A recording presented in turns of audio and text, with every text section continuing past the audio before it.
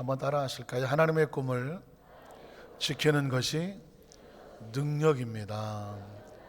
하나님의 꿈은 하나님의 계획이고 하나님의 주시는 말씀과 계명인데 이걸 붙잡고 지켜낼 수 있는 것이 능력이다. 이런 제목으로 은혜 나누기를 원합니다. 혹시 5대 독자 계시나요? 5대 독자. 집안에 5대 독자, 3대 독자, 손 드신 분이 계십니다.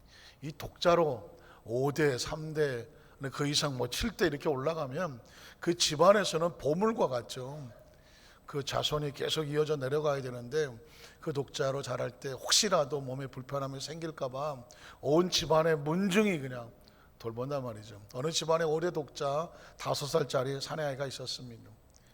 5살짜리니까 온갖 개구장일은 다 하지 않습니까? 어느 날 그 집안에 내려오는 그 도자기 하나에 손이 들어갔는데 이게 끼어서 빠져나오지를 못합니다.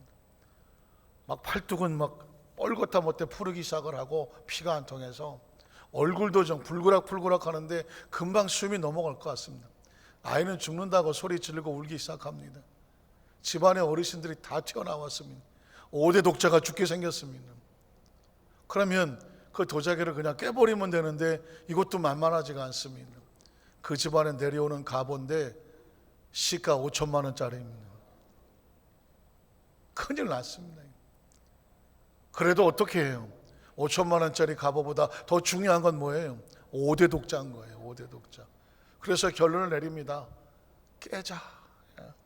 그래 눈물을 머금고 5대 독자 그 팔뚝을 살리기 위해서 이불을 덮어놓고 망치로 도자기를 깼습니다. 5천만 원이 순식간에 날아가는 것입니다. 그러나 그럼에도 불구하고 5대 독자가 더 귀하기 때문에 그것이 아까운 줄을 모르고 아이고 팔뚝이 좀 어떻냐 끼어서 뻘겋게 막 멍이 들고 피도 안 통하고 그래서 있잖아 팔뚝은 아무 이상이 사는 거면 다행이지 않습니까? 그런데 이상한 현상이 벌어진 것입니다. 이 아이가 주먹을 쥐고 있는데 피지를 않는 거예요. 피지를 않아요. 혹시 이게 기능을 상실했나 싶어서 손을 좀 펴봐라 했더니 이 아이의 손을 피고 나 보니까 거기엔 500원짜리 동전이 들어있는 것입니다. 500원짜리. 여러분 눈치채셨겠지만 이 아이는 500원짜리 동전을 가지고 놀다가 그 도자기 안에 이렇게 집어넣습니다. 깜짝 놀라서 손을 넣고 그것을 집었더니 빠져나오질 못합니다. 왜 그럴까요? 주먹을 쥐고 있기 때문에 그런 것입니다. 이 아이는 500원짜리가 더 귀한 것입니다. 무슨 집안의 갑오도 무슨 뜻인지 모르겠고 5천만 원이라는 개념은 머릿속에도 없습니다. 당장 급한 거는 뭐예요? 500원입니다. 그걸 지기 위해서 죽어라고 주먹을 피질 않으니까 이 도자기가 빠져나오지를 못하는 것입니다. 너무 허무한 상황입니다. 그러나 왜 문중이 어른들은 그 5천만 원짜리 도자기를 깨기를 주저하지 않았을까요? 무엇이 더 중요했었습니까? 5대 독자가 더 중요했기 때문입니다. 여러분 보십시오. 어린아이는 분별력이 없어요.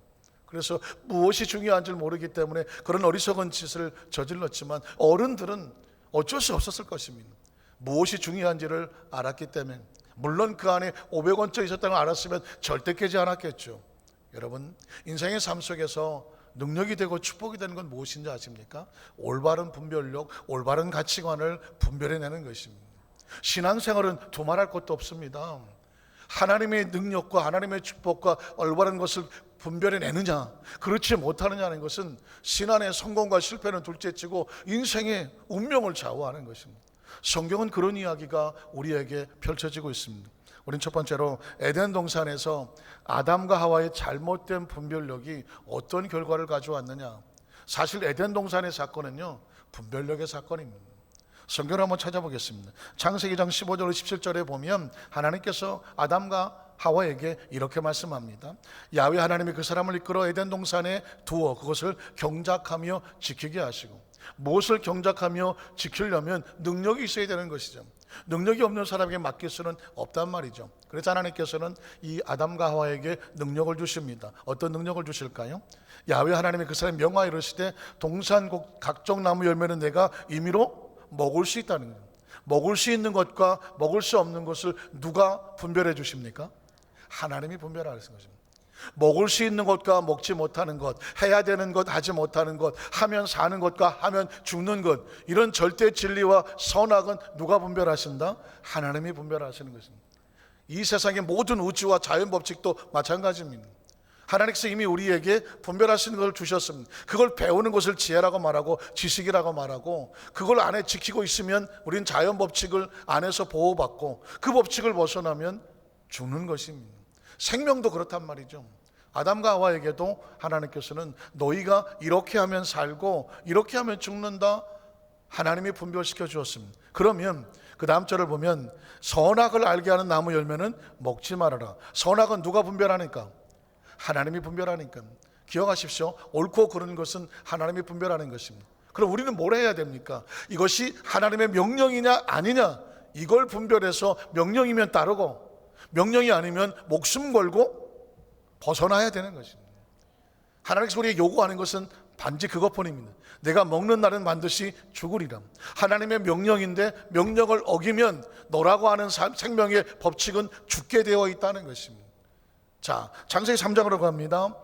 에덴 동산에 이런 전쟁이 벌어집니다. 창세기 3장 1절로 5절에 보니까, 그런데 뱀은 야훼 하나님이 지으신 들짐승 중에 가장 간교하더라. 뱀이 여자에게 물어 이르되 하나님이 참으로 너에게 동산 모든 나무 열매를 먹지 말라 하시더냐? 하나님의 법칙에 대해서 의문점을 제기하죠. 말라 하시더냐? 여자가 뱀에게 말하되 동산 나무 열매를 우리가 먹을 수 있으나 동산 중앙인 나무의 열매는 누구의 말씀에? 하나님의 말씀입니다. 이건 절대 불변이고 타협과 용납이 없습니다. 90% 10%가 아니라 이건 지키면 살고 놓치면 죽는 것입니다. 너희는 먹지도 말고 만지도 말라, 너희가 죽을까 하노라 하셨느니라. 정확하게 알고 있었습니다. 자, 그런데 문제는 뭐냐면 하나님의 말씀에 대한 의구심이 들어오는 것입니다. 유혹이 들어오고 그게 아니다라고 반론이 들어옵니다. 뱀이 여자에게 이르되 너희가 결코 죽지 아니하리라. 너희가 몰라서 그러는데 너희가 그것을 먹는 날에 너희 눈이 오히려 밝아져서 하나님과 같이 되어 선악을 너희가 직접 판단할 수 있는 하나님처럼 될 것을 하나님이 아셨기 때문입니다. 그래서 어떻게 했다고요? 선악을 너희가 판단하는 것이 하나님 보기 싫어서 먹지 말라고 했다는 것입니다. 자, 이제 하와에게는 두 가지 길을 옵니다. 하나님의 말씀이 다가왔고 하나님 말씀에 정반대되는 이야기가 돌아왔습니다. 아까 제가 말씀을 드렸습니다. 하나님은 선악을 분별해서 말씀하시고, 우리는 이것이 하나님의 뜻이냐 하나님의 뜻이 아니냐, 하나님의 명령이냐 아니냐, 이걸 분별하는 것입니다. 지금 하와는 두 가지 소리를 들었습니다. 그럼 어디에 말을 따라가야 될까요? 하나님의 말씀을 따라가야 돼요. 아무리 이게 듣기 좋고 뭐가 삐까번쩍하고 휘황찬란하고 그럴듯해 보여도 하나님의 사람은 하나님의 말씀에 모든 것을 거는 것입니다. 그 말씀이 아닌 것을 따라가면 반드시 결과는 낭패인 것입니다. 자, 하와는 어떻게 선택을 했을까요? 6절을 보니까 여자가 그 나무를 본즉 그 나무를 갔습니다. 그 마음을 지금 어떤 마음이 있었습니까? 하나님 말씀에 끌려가는 것이 아니라 뱀의 이야기를 듣고 그 나무를 보러 갔습니다. 그리고 가서 보니까 먹음직합니다. 여러분의 오늘 점심 메뉴는 무엇입니까? 먹음직합니까? 우리 교회 식당밥도 맛있습니다. 아멘. 어쨌든 자, 뭔가 먹음직하다는 얘기는 마음에 생각이, 욕심이 생겨나는 거죠. 보암직도 하고, 야, 괜찮다, 지혜롭게 할 만큼 탐스럽게 난 나무인지. 이건 다 뭐냐면 잘못된 정보로부터 들어와서 내 마음에 생겨나는 마음인 것입니다. 마음은 그 정보가 들어와서 내 마음의 판단력을 만들게 되는 건데, 하와는 지금 잘못된 정보에 의해서 그런 마음과 생각을 품었습니다. 어떻게 될까요? 인간은 단순합니다. 마음의 생각과 그것이 생겨나면 움직이게 되어 있습니다. 어떻게 움직입니까? 7절에 보니까 여자가 그 열매를 따먹고 자기와 함께 있는 남편에게도 주며 그도 먹었습니다. 이런 행동은 그냥 한 것이 아닙니다. 잘못된 정보가 들어왔고 분별하지 못했고 잘못된 정보를 따라갔기 때문에 행동이 나오는 것입니다. 그 행동에는 결과가 다가옵니다. 인간은 자신의 행동에 대한 결과를 책임질 수밖에 없는 존재입니다. 그 다음 절 보면, 그래서 이에 그들의 눈이 밝아져서 자기들이 벗은 줄을 알고 무화과 나무잎을 엮어서 치마로 삼았더라. 그들이 그날 바람이 불 때 동산에 거니시는 야훼 하나님의 소리를 듣고 그 아담과 그의 아내가 야훼 하나님 낯을 피합니다. 사랑하는 성도 여러분, 하나님의 말씀을 어긋나면 하나님이 무서워집니다. 그리고 하나님을 피하게 되어 있습니다. 양심의 가책이란 그렇습니다. 무언가 누구에게 잘못된 하면 그 사람을 보고 싶지 않습니다. 그 사람과 떨어지기를 원합니다. 참 묘합니다. 하와는 하나님의 말씀을 어기고 나니까 아담과 함께 하나님이 다가오는데 하나님을 피하여 숨게 됩니다. 이게 마귀가 노리는 것입니다. 인간은 죄를 지으면 하나님을 피하여 도망치게 되어 있습니다. 그러나 그것을 하나님 앞에 나올 때, 그 문제를 가지고 나올 때 비로소 회복할 수 있는 것은 하나님 앞에 나오는 길밖에 없습니다. 그런데 아담과 하와는 안타깝지만 숨고 있습니다. 그 다음 절에 야훼 하나님이 아담을 부르시며 그에게 이르시되 내가 어디 있느냐. 이르되 내가 동산에서 하나님의 소리를 듣고 내가 벗었으므로 두려워하여 숨었나이다. 여러분, 하나님의 탄식 소리를 들어보십시오. 누가 너의 벗었음을 내게 알렸느냐? 내가 너에게 준 말은 어디로 가고 누구 말을 들었느냐는 것입니다. 내가 내게 먹지 말라 명한 그 나무 열매를 네가 왜 먹었느냐는 거죠. 이 말씀을 들어야 살고 말씀을 어기면 네 삶이 무너지는데 왜 그런 판단을 하고 그 속에 숨어 있느냐라고 하는 하나님의 안타까운 부르짖음이 나오고 있는 것입니다. 결과 어떻게 되었을까요? 22절로 24절에 보면 야훼 하나님이 이르시되 보라, 이 사람이 선악을 하는 일에 우리 중 하나같이 되었으니 그가 그의 손을 들어 생명나무 열매도 따먹고 영생할 거 하노라 하시고, 야훼 하나님이 에덴 동산에서 그를 내보내어 그의 거론된 땅을 갈게 하시더라. 이같이 하나님이 그 사람을 쫓아내시고 분리됐다는 것입니다. 장례식에 가보면 참 안타깝습니다. 엊그제까지 같이 예배도 드리고 식사도 하던 분이 더 이상 움직이지 않습니다. 더 이상 반응하지 않습니다. 왜 그랬을까요? 영혼이 떠났기 때문에. 사람의 죽음이란 그런 거더라고요. 영혼이 떠나면 육체는 아무런 기능을 할 수가 없습니다. 그 죽음을 두려워하는, 육체가 죽음을 두려워하는 것은 뭐냐면 영혼이 있어야 육체가 움직여지는데 영혼이 떨어져 나가고 분리되면 육체가 아무것도 할 수 없어요. 여러분 맞지만 하나님이 떨어져 나가면 우리 인간은 아무것도 할 수가 없는 것입니다. 안타깝지만 하나님께서 그 사람을 쫓아내셨다는 것은 더 이상 에덴은 아담과 하와의 낙원이 될 수가 없었던 것입니다. 오늘 저와 여러분의 삶의 적 가운데 아주 중요한 원칙과 분별은 뭐냐면 이것이 하나님의 뜻이냐 아니냐를 분별해내면 그것이 우리를 살리고, 그걸 놓쳐버리면 그 결과는 엄청난 아픔이 다가올 수 있습니다. 자, 성경을 찾아보면서 하나님의 마음이 합했다고 하는 다윗이 무너지는 장면이 이 원칙에 그대로 적용이 됩니다. 자, 그림 하나를 보여드리겠습니다. 한 여인이 목욕을 하고 있습니다. 다행히 뒷모습입니다. 제가 고민을 했어요. 이거 혹시 너무 선정적으로 보여지지는 않을까. 그런데 이 상황이 너무 리얼하게 그려져 있습니다. 우리아의 아내 밧세가 목욕을 하는 모습입니다. 그 뒤에 누가 이러고 있습니까? 누구예요? 다윗입니다. 하나님의 사람 다윗입니다. 어느 날 자기 왕궁 옥상에서 밑을 내려보다가 한 여인이 목욕을 하는 장면을 보게 됐습니다. 이쯤 됐으면 다윗은 하나님의 사람입니다. 어떤 반응을 보여야 됩니까? 어이쿠, 자신이 볼 장면이 아니죠. 빨리도 치웠느냐. 다윗은 입을 먹나. 근데 저 장면이 너무 리얼한 거예요. 도대체 이걸 깨물면서 뭘 했을까요? 고민을 했단 말이죠. 그런데 이 고민하는 애가 무슨 고민을 했겠습니까? 너무 이쁘다. 갑자기 이 다윗의 마음속에 그 여인에 대한 마음에 욕심이 들어왔다는 거예요.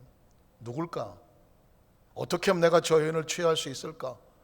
어떤 그런 생각밖에 다른 고민이 보이지 않는데, 안타까운 것은 뭐냐면 하나님에 대한 단어가 한마디도 없다는 것입니다. 그의 고민 속에 하나님 보시기에 어떨까? 내가 지금 이런 행동을 해도 될까? 이게 맞는 욕심일까? 맞는 생각일까? 맞는 감정일까? 그리고 맞는 계획일까? 이 부분에 대한 고민이 없습니다. 단지 자, 이제 다윗의 마음속에 저 여인에 대한 욕심을 갖게 되니까, 제가 말씀드렸죠. 인간의 행동이라는 것은 그 마음이 들어오는 대로 끌려 하는 것밖에 없습니다. 자, 여러분 성경을 찾아볼 텐데 다윗이 하는 모든 행동 속에 하나님이란 단어가 등장하는지 한번 살펴보십시오. 사무엘하 11장 1절로 2절에 보니까 그 해가 돌아와 왕들이 출전할 때가 되매 다윗이 요압과 그에게 있는 그의 부하들과 온 이스라엘 군대를 보내니 그들이 암몬 자손을 멸하고 납발을 에워쌌고 다윗은 예루살렘에 그대로 있었습니다. 부하들은 다 전쟁에 보냈습니다. 다윗은 지금 자기 왕궁에서 홀로 쉬고 있습니다. 저녁 때에 다윗이 밤에 뭘 했는지 모르겠지만 낮에 그냥 자다가 저녁 때 일어났습니다. 그만큼 지금 다윗은 영적이나 모든 상태가 늘어져 있는 것을 볼 수가 있습니다.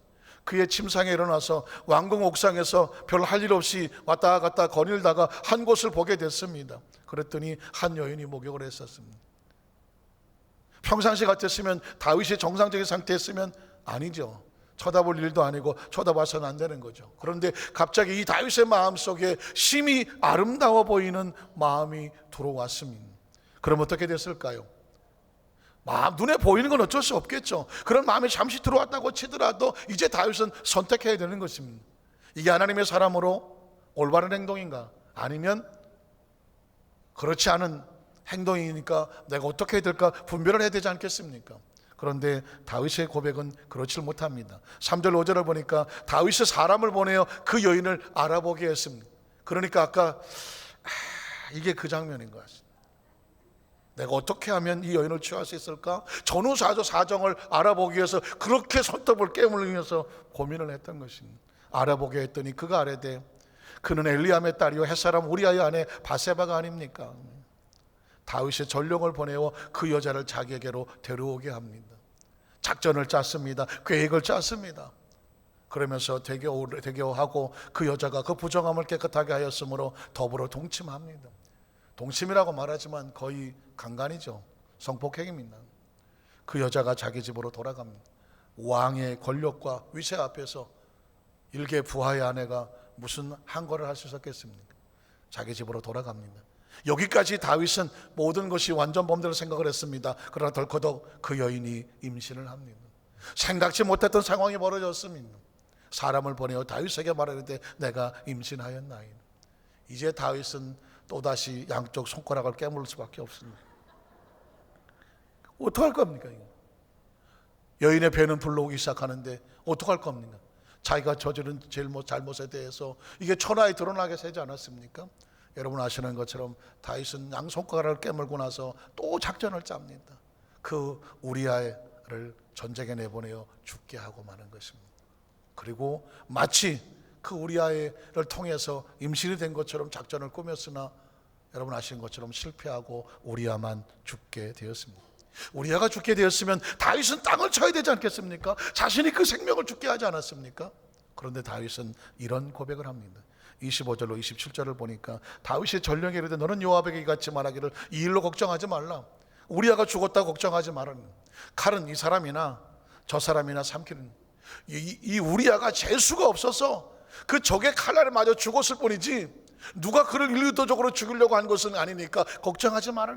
사실은 의도적으로 다윗이 요압을 시켜서 맨 앞에 나가서 적군과 싸우게 하고 갑자기 아군을 빼버림으로 말미암아 홀로 고립시키고 결국 그 손에 죽게 만들었습니다. 간접적 살인과 같은 것입니다. 그리고 다윗은 그 밤에 대자로 뻗어졌습니다. 야, 완전 범죄다. 사랑하는 성도 여러분, 여기까지 성경을 읽으면서 다윗의 입에 하나님이라는 소리가 나옵니까?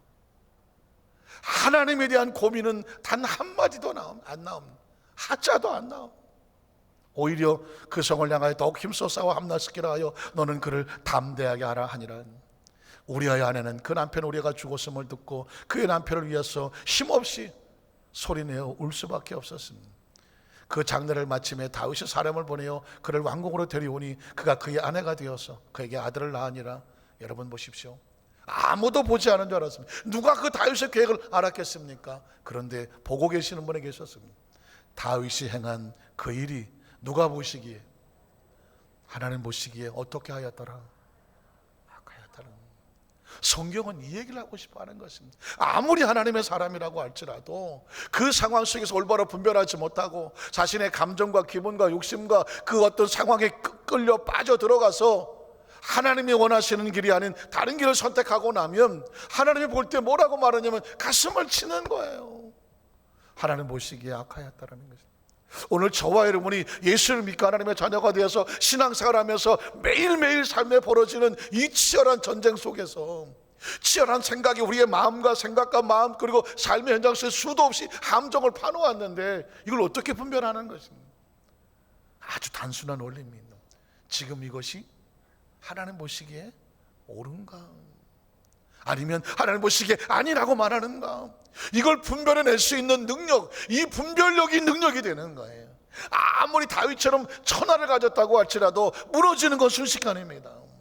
모든 사람이 성공했다고 말했지만 무너지는 건 순식간이야. 뭘 못했기 때문입니까? 이게 지금 하나님이 보시기에 좋은 것인지 나쁜 것인지를 분별하지 못했기 때문입니다. 우리의 삶과 우리의 가정과 우리의 자녀와 우리의 좋은 것 지켜내는 방법 뭔지 아십니까? 하나님의 마음과 그 꿈과 계획을 분별해낼 수 있어야 되는 것입니다. 그걸 분별해내야 그것이 지켜지는 것이고 그걸 능력이라고 말하는 것입니다. 다윗은 안타깝게도 자신의 잘못한 일을 몰랐다가 나단이라는 선지자를 통해서 깨닫게 됩니다. 성경에 나오는 소리들은요 다 의미가 있습니다. 혹시 예전에 이런 광고 들어보셨나요? 이 소리도 아닙니다. 저 소리도 아닙니다. 이게 우리 이 산부 성도들은 기도와 말씀 외에는 다른 생각이 없어요. 2부 때 보니까 성가대에서 용각 싸는 소리를 하지 않습니다. 아주 오래된 적어도 옛날에 성대를 좀 많이 쓰셨던 분들은 용각산을 달고 다니셨을 적이 많았을 텐데 그 약의 선전을 했죠. 혹시 이런 소리 들어보셨습니까? 아이고 추워 죽겠네, 아이고 추워 죽겠네, 아이고 추워 죽겠네. 이 소리는 전남 감양의 김복동 할아버지가 추운 겨울날 할머니에게 야단 맞고 쫓겨나서 문 열어달라는 소리입니다. 뭐 그런 조크가 많이 있었죠. 오늘 본문은요 시편 51편은요 다윗이 하나님을 잃어버리고 처참하게 추락한 나단 선지자가 와서 왕이 범죄한 그 범죄인이라고 말하니까 왕의 자리에서 굴러 떨어집니다. 단 1초도 망설이지 아니하고 하나님이라는 생각이 들어오니까 그냥 굴러 떨어져 버립니다. 왕관을 벗어 던져버리고 옷을 찢어버리고 베옷을 입고 죄를 뒤집어 쓰면서 하나님 앞에 몸부림치면서 거꾸러집니다. 하나님 비로소 깨달은 거거든요. 자기가 무엇을 잘못했는지 왜 분별을 못하고 그 바닥까지 처지되고 들어갔는지를 깨달으면서 다윗이 몸부림치는 소리가 오늘 시편 51편 7절로 12절에 있습니다. 같이 한번 읽어볼까요? 우슬초로 나를 정결하게 하소서. 내가 정하리이다. 나의 죄를 씻어주셔서 내가 눈보다 희어지겠습니다. 내게 즐겁고 기쁜 소리를 들려주시사 주께서 꺾으신 뼈들도 즐거워하게 하소서. 주의 얼굴을 내 죄에서 돌이키시옵소서. 내 모든 죄악을 주여 제발 박박 긁어서 지워주시옵소서. 하나님이여 내 속에 정한 마음을 창조하시고 내 안에 정직한 영을 새롭게 하시옵소서. 제발 하나님 나를 주 앞에서 쫓아내지 마시고.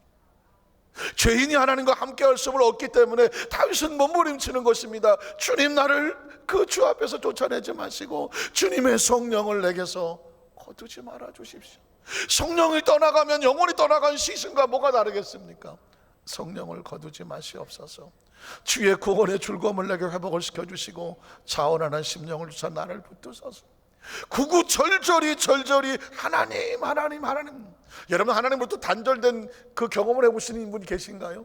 원치 않는 죄로 인하여 그 영혼이 하나님과 단절돼서 저 막막한 우주를 떠다니는 한 점의 그 조그만 먼지처럼 한없는 고독 속으로 처박혀 본 적이 있나요? 죄는 우리를 그렇게 만드는 거거든요. 그래서 다윗은 그 하나님과의 단절의 그 컴컴한 고독 속에서 몸부림치면서 하나님을 붙잡는 것입니다. 사랑하는 성도 여러분, 무너지는 것은 일순간입니다. 그 하나님과의 단절은 어마어마한 상실과 고통과 두려움으로 다가오는 것입니다. 그래서 능력은 뭐냐? 하나님을 놓치지 않는 게 능력입니다. 그게 축복입니다. 어떻게 놓치지 않느냐고요? 하나님이 뭘 원하시는지 하나님의 말씀 편에 서는 것입니다. 그래서 여러분 한 가지 더 시작한다면 두 번째로, 두 번째 아담 예수 그리스도의 올바른 분별력의 결과입니다. 잘못된 판단과 분별력의 품이 다가온다면 올바른 분별력과 판단에는 이런 축복이 다가오는 것입니다. 로마서 5장 17절로 18절에 보면 첫사람 아담이 실패했지만 두 번째 아담, 예수님을 두 번째 아담이라고 말합니다. 두 번째 아담 예수 그리스도 말미암아 새로운 구원의 축복이 있음을 이렇게 표현하고 있습니다. 한 사람의 범죄로 말미암아 사망이 그 한 사람을 통하여 왕노릇하였다. 그 한 사람은 누굴까요? 첫 번째 아담이죠. 그러나 더욱 은혜와 의의 선물을 넘치게 받는 자들은 한 번 예수 그리스도, 두 번째 아담이죠. 통하여 생명 안에서 왕노릇하리로다. 그런즉 한 범죄로 많은 사람이 정죄에 이른 것 같이 한 의로운 행위로 말미암아 많은 사람이 의롭다 하심을 받아 생명에 이르는. 과연 예수님은 두 번째 아담으로서 우리에게 오셔서 어떻게 승리하셨을까요?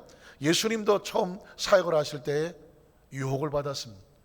자, 마태복음 4장 1절로 4절은 예수님께서 테스트가 아닌 템테이션, 함정에 빠지는 상황이 나옵니다. 그때 예수께서 성령에 끌려서 마귀에게 시험을 받으는, 자, 시험은 테스트가 있고 템테이션이 있다고 말했습니다. 하나님이 주시는 시험은 그 다음 단계로 나가기 위한 축복의 통로입니다. 그런데 마귀는 절대로 테스트하지 않습니다. 템테이션 합니다. 유혹하는 겁니다. 함정을 빠놓고 빠지면 죽는 거예요. 마치 아담과 하와가 빠졌고 다윗이 빠졌던 것처럼 빠지면 죽는 상황입니다. 이 마귀는 예수님을 함정에 빠뜨리려고 광야로 갑니다. 자, 광야로 가서 40일을 밤낮으로 금식을 하셨습니다. 사랑하는 성도 여러분, 40일을 금식했습니다. 오롯이 뭐만 보이겠습니까? 먹을 것만 보입니다.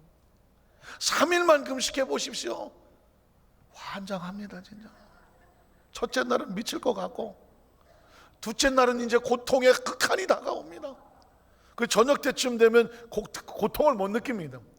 3일째 되면 거의 이제 경지에 이르는 것처럼 별로 먹을 것에 대한 관심이 조금씩 없어지기 시작합니다. 그래서 3일을 한 사람이 5일을 하기도 하고 5일을 한 사람이 7일을 하기도 하고 그 넘어서까지 가기도 하는 것입니다. 그러나 3일을 마치고 이제 보호식을 하게 되잖아요. 그런데 또 딱 3일 채운다고 밤 12시를 기다리지 않습니까? 밤 12시를 앞에 두고 한 10시쯤부터 목록을 적기 시작합니다. 보호식을 뭘로 할 것이냐. 희한하게 금식하고 나면 뭐가 먹고 싶어요? 만두가 나오는 짜장면도 먹고 싶고 통닭도 먹고 싶고 떡볶이도 먹고 싶고 뭐 칼칼한 게 먹고 싶다니. 그걸 다 정해놓고 사놓고 11시 반 되면 이제 거의 뭐 그냥 아유 시간이 왜 이렇게 안 가느냐. 그래서 바깥으로 나가서 동네 한 바퀴 돌고 옵니다. 시간 좀 빨리 가라고. 한 바퀴 돌고 왔더니 10분 지났네.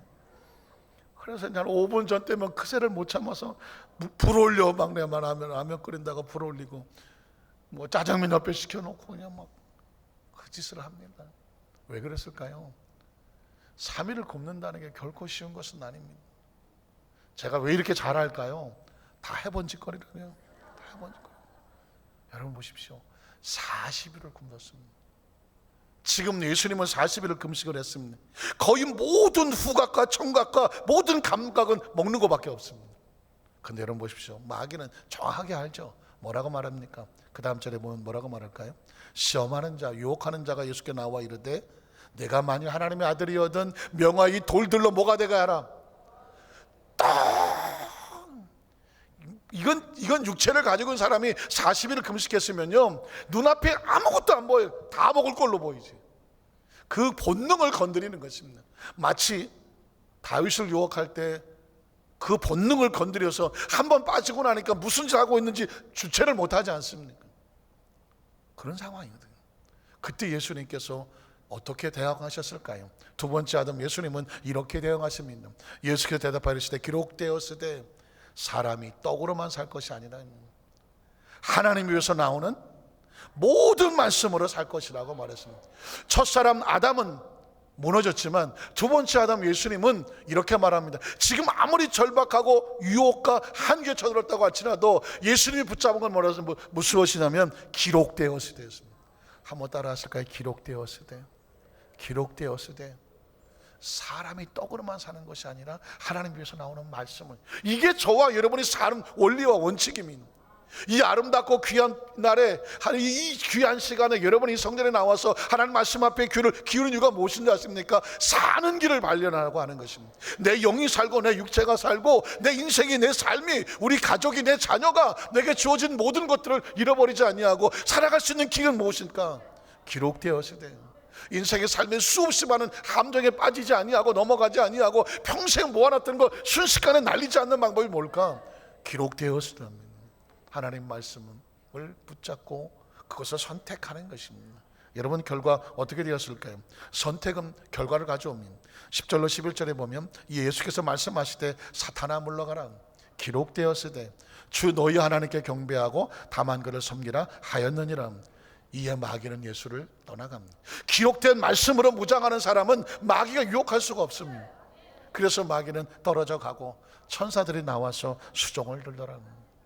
다윗이 실패했던 아픈 기억이 있다고 하면 그 유혹 속에서 승리한 믿음의 선배한 사람은 바로 요셉이라고 하는 사람입니다.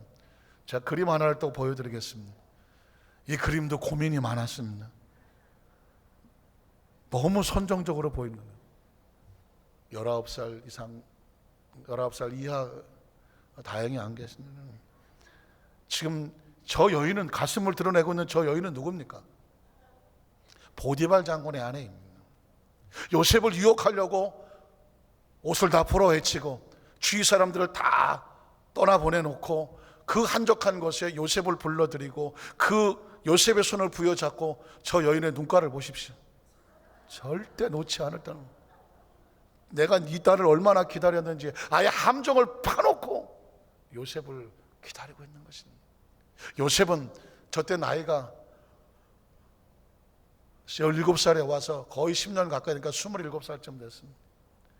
어린 나이에 부모를, 엄마를 일찍 잃었습니다. 엄마의 품에 안겨본 적이 없습니다. 그리고 그 형들의 모욕 속에서 또 위기를 만나서 아버지 사랑도 잃고 17살에 애굽에 노예로 팔려갔습니다. 10년 동안 외롭고 쓸쓸한 삶이었습니다. 왜 따뜻한 품이 그립지 않겠습니까? 나이가 27살입니다.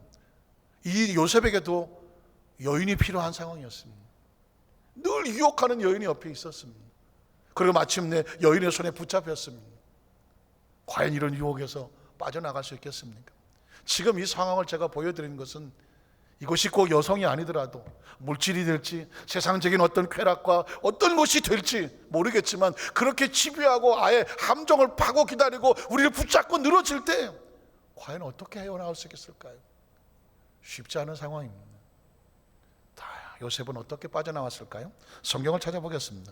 창세기 39장 7절에 보니까 그 후에 그의 주인의 아내가 요셉에게 눈짓하다가 동침하기를 청하니 요셉이 거절하며 자기 주인의 아내에게 이르되 내 주인이 집안의 모든 소유를 간섭하지 아니하고 다 내 손에 위탁하였으니 이 집에는 나보다 큰 이가 없으며 주인이 아무것도 내게 금하지 아니었어도 금한 것은 당신뿐이니 이유가 뭘까요? 당신은 그의 아내입니다. 그런즉 내가 어찌 이 큰 악을 행하여 누구에게? 하나님께 죄를 지으리까. 다윗의 입에는 한자도 나오지 않았습니다. 요셉은 이 절박한 상황에 뛰쳐나가면서 그 유혹 속에서 그가 고백한 건 이겁니다. 하나님. 한번 따라 하실까요? 하나님. 하나님입니다. 다윗은 하나님 보시기에 악한 건데 그게 하나님이 보이지 않으니까 자기가 오는 대로 했을 거고, 요셉은 처절한 함정에 그냥 빠질 수밖에 없는 상황이라 누가 뭐라고 하겠습니까? 그런데 요셉은 하나님을 붙잡고 빠져나오고 있습니다. 하나님께 죄를 지으리까. 여인이 날마다 요셉에게 청하였으나 요셉이 듣지 아니하여 동침하지 아니할 뿐더러 함께 있지도 아니하더라. 그의 머릿속에 누가 있습니까? 하나님이었습니다. 하나님이 아니라고 말했다는 것입니다. 11절로 13절에 보면 그러할 때 요셉이 그 일을 하러 그 집에 들어갔더니 그 집 사람은 하나도 거기 없었더라. 그 여인이 그의 옷을 잡고 이르되 나와 동침하자. 작정하고 함정을 파고 기다리고 있었습니다. 그러나 요셉이 자기 옷을 그 여인의 손에 버려두고 밖으로 뛰쳐나갔습니다. 그 여인이 요셉이 그의 옷을 자기 손에 버려두고 도망하여 나감을 보았죠. 요셉이 그 자리에서 살아나올 수 있는 방법은 뭘까요? 그 환경과 여건에서 뛰쳐나가는 것입니다. 한번 따라하실까요? 뛰쳐나가자. 여러분 도박을 혹시 아십니까? 제가 지난 금연철 예배 때 도박, 이 타짜라는 영화에서 나온 이야기를 좀 했었는데 아십니까? 여기서 장땡이 나오면 나의 온순속 손모가지를 걸어버려야 해. 타짜에서 그런 얘기 나오지 않습니까? 그 마지막에 뭐 이렇게 해갖고 그 주인공이 승리하고 하는 건데, 이 도박판에서는 하여튼간에 뭐 손모가지도 걸고 귀때기도 걸고, 그래서 귀때기 잘린 사람은 영화를 안 보죠. 짝귀, 귀가 한쪽밖에 없으니까 짝귀, 뭐 아귀, 뭐 별 사람 다 나옵니다. 그럼 귀때기 하나 잘리면 도박 안 할까요? 이쪽 귀때기 가져가서 합니다. 손모가지 잘리면 도박 안 할까요? 이쪽 손모가지가 왼손으로 합니다. 두고 다 잘리면 어떻게 될까요? 이걸로 비벼서 패를 봅니다. 이게 이렇게 무서운 겁니다. 방법은 뭐냐? 도망치는 수밖에 없습니다. 그래서 그 환경과 여건 속에서 거기서 인간적인 내 감정과 기본으로 빠져나오기는 어려워요. 요셉이 왜 도망을 쳤겠습니까? 하나님의 사람, 하나님을 기억해도 도망치는 이유가 무엇인지 아십니까? 그 환경과 여건에서 분리되는 것이 자신을 살리는 것입니다. 결국 요셉은 그 결과 어떻게 됩니까? 창세기 39장 19절 23절에 보면 선택은 결과가 따른다고 말했습니다. 그의 주인이 자기 아내가 자기에게 이르기를 당신의 종이 내가 이같이 행하였다고 하는 말을 듣고 요셉에게 뒤집어 씌웠죠. 오히려 요셉이 자기를 성폭행하려 했다라고 뒤집어 씌웠습니다. 그래서 주인이 심히 노하였습니다. 요셉의 주인이 그를 잡아 옥에 가뒀습니다. 그 옥은 왕의 제수를 가두는 곳이었더라 한 번 들어가면 나올 수 없는 곳이었습니다. 요셉이 옥에 갇혔으나 야훼께서 요셉과 어떻게 하십니까? 함께 하셨습니다. 요셉이 하나님을 붙잡았더니 하나님이 요셉을 붙잡아줍니다. 신앙이란 그런 것입니다. 한번 따라 하실까요? 우리가 하나님을 붙잡으면 하나님이 나를 붙잡아 주신다. 여러분, 하나님 우리를 붙잡아 주셔야 살지 않겠습니까? 무엇이 성공입니까? 무엇이 축복입니까? 무엇이 능력입니까? 하나님이 우리를 붙잡아 주셔야 되는 것입니다. 지금 요셉은 가장 나약한 자의 모습으로, 억울하게 죄인의 모습으로 끌려 들어갔지만 성경은 반전을 말하고 있지 않습니까? 그 상황 속에 하나님께서 요셉과 함께 하시고 그에게 인자, 인애와 자비를 더하셔서 하나님 앞에 하나님 붙잡고자 그 억울함을 당했으니 하나님이 더 은혜를 줬다는 것입니다. 은혜는 하나님을 선택할 때 부어주시는 것입니다. 간수에게 은혜를 받게 하심에 간수장이 옥중제수를 다 요셉의 손에 맡김으로 그 재반 세물을 요셉이 처리하고 간수장은 그의 손에 맡긴 것을 무엇인지 살펴보지 아니하였으니 이는 야훼께서 요셉과 함께 하십니다. 그리고 야훼께서 그를 범사에 형통하게 하셨더라. 결국 여러분, 요셉은 창세기 41장 37절 43절에 보면 총리가 됩니다. 바로와 그의 모든 신하가 이를 좋게 여긴지라 바로가 그의 신하들에게 이르되 이와 같이 하나님의 영에 감동된 사람을 우리가 어찌 찾을 수 있으리요 하고 축복은 하나님의 영입니다. 요셉에게 이르되 하나님이 모든 것을 내게 보이셨으니 너와 같이 명철하고 지혜 있는 자가 없도다. 너는 내 집을 다스려라. 내 백성이 다 내 명령에 복종하리니 내가 너보다 높은 것은 내 왕자뿐이니라. 바로가 또 요셉에 이르되 내가 너를 내고 온 땅에 뭐가 되가 하고 총리가 됩니다. 요셉이 애굽의 총리가 되기 위해서 인간적으로 노력했다면 방법이 있었겠습니까? 전혀 없었습니다. 그런데 요셉이 붙잡았던 것은 하나님이란 말입니다. 그런데 하나님께서 요셉을 붙잡아서 애굽의 총리가 되게 하신 것입니다. 말씀을 정리하기 원합니다. 저는 우리 여의도 순방산께 모든 성도들 삶의 현장 가운데 지금 이 순간에 여러분이 하시려고 하는 것이 무엇인지 묻고 싶습니다. 지금 하고 있는 일이 무엇인지도 묻고 싶습니다. 계획과 꿈은 무엇입니까? 그 어떤 것이라고 할지라도 방법은 하나님의 방법을 선택하시기를 바랍니다. 하나님의 방법을 벗어나서 이게 아무리 좋아 보이고 일확천금처럼 보인다고 할지라도 하나님이 분리된 것은 결과는 수치와 아픔뿐입니다. 이건 오늘 주일 설교 한편 들은 것이 아니라 평생을 살아가면서 운명과 팔자를 하나님께 두십시오. 하나님을 붙잡으면 하나님이 우리를 붙잡아 주시고 하나님의 계명에서 어긋난 선택을 하면 안타깝지만 우리는 고통과 아픔을 겪을 수밖에 없습니다. 오늘 저와 여러분이 이 말씀이 저와 여러분의 삶의 모든 것들을 아름답게 내비게이션하고 잘 인도해서 한 사람도 실패하지 아니하고 축복의 주인공들 되시기를 주님의 이름으로 축원합니다.